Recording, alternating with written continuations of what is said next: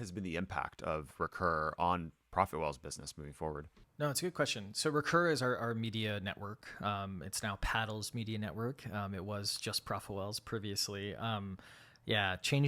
We changed our name from Price Intelligently to ProfitWell, and now we're changing our name basically to Paddle. And it's never change your name. Like, just try to never actually change the name of your company. But yes, the way that we kind of looked at it was what I said before about not only that volume, but also, like, think of it this way. And this is where I think a lot of people go wrong with media. It's like, one, what if you had a cohort of your users that were watching, listening, or reading something that you put out every single day, right? Because that cohort exists. Like, we have a cohort of people in our list that, like, and some of them aren't even customers, who every single thing we put out or every show we publish, they watch, or every podcast we episode they listen to, right?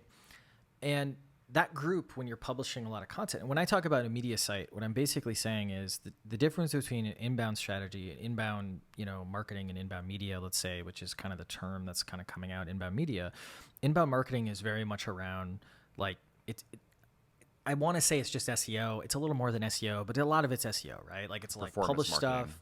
Yeah, get it out there. They get to an ebook or an offer, the loop just goes around and around. Inbound media is more, how do I build an audience, right? And there's a lot of implications that come with that audience. And the way you build that audience is you can start with one show, right? And then that episode, it could be a podcast, video series, could even be a written series, right? And all of a sudden, like, instead of like hitting that person up every single week and them just kind of consuming one thing and moving on, they're consuming something very, very frequently. And then when you add multiple shows, like our vision was to have a show that we could technically publish every single day, you have that cohort that I was talking to you that becomes your super cohort. They're sharing everything, all that kind of fun stuff.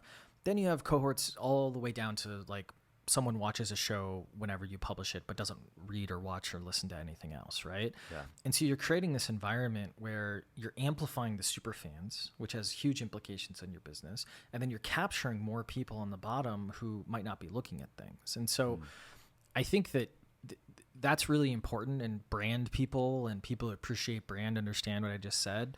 Yeah. For those of you who are a little more like listening, that are a little more like, oh, like, is this like, it sounds kind of dumb, right? Like some people say, it's like, imagine you had a webinar every single week that had 1,000 people on it that were in your perfect target demographic. Like, imagine you had that. And then imagine you had multiple different types of webinars, right? Like, that's a media strategy. I think too many people get caught up in, like, it needs to be Mr. Beast, millions of visits, all that kind of stuff. And it's like, no, like, if I have 1,000 VPs of my target customer listening to something every week that I publish and, like, responding and talking and eventually getting on the phone to be sold to, like, that's a huge win. And so, and that's been the impact, right? So you asked about impact. So for one, as soon as we started, every blog post had a video, and it was just a video summary of me in front of a screen just talking through the blog post.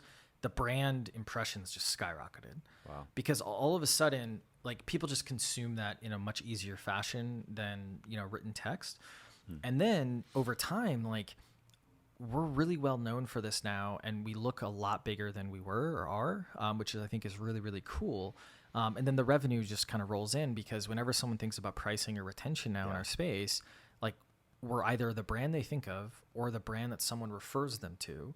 And that's really what you're looking for. And it's just it's a beautiful thing that, like, again, it doesn't sound like rocket science. It's just like, you have to go there though, if that makes sense.